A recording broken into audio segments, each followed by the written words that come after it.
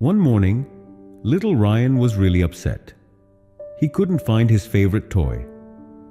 Suddenly, he pushed the door open hard, kicked off his shoes, and shouted with an angry face, "I hate everything today. No one can help me find my stuff." His grandpa, who was sitting quietly nearby on the couch, watched him without saying a word. After a while, Grandpa gave a small smile and said, "Ryan, first go to the door and say sorry.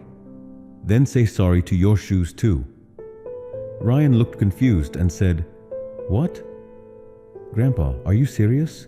Saying sorry to a door? It's just a thing. And to my shoes? That sounds silly." Grandpa chuckled and replied, "You hit the door and threw your shoes in anger, didn't you? If you can be angry at them, you can also say sorry to them.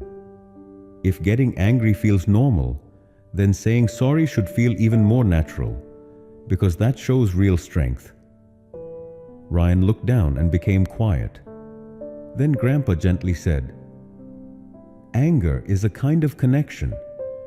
When you hit the door, you made a connection with it through your anger. But have you ever thought you can make connections through love too? If your actions can hurt, then they can also bring peace and calm through kindness."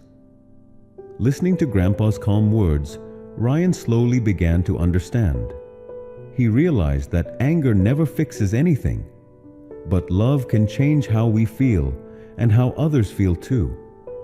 Then slowly, he got up, touched the door, and said, "Sorry, door."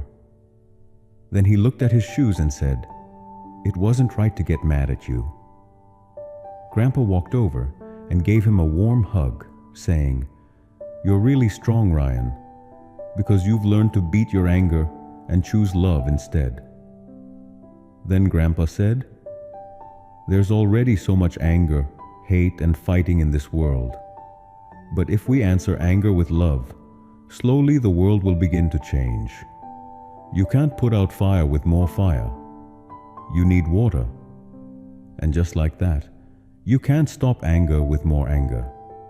You stop it with love and forgiveness." Ryan smiled and said, "I'll try, Grandpa. I'll try to answer with love, not anger."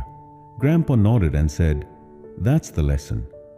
If we want to change our lives, we should reduce our anger and grow our love.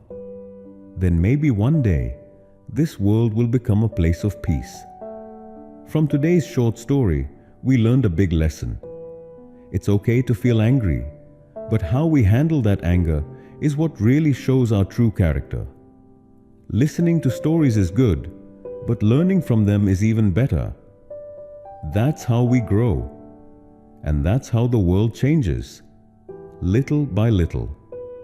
If you learned something from today's story, don't forget to like, leave a comment with your thoughts, and share this story with your friends. We'll see you in the next story with another life lesson and something new to feel.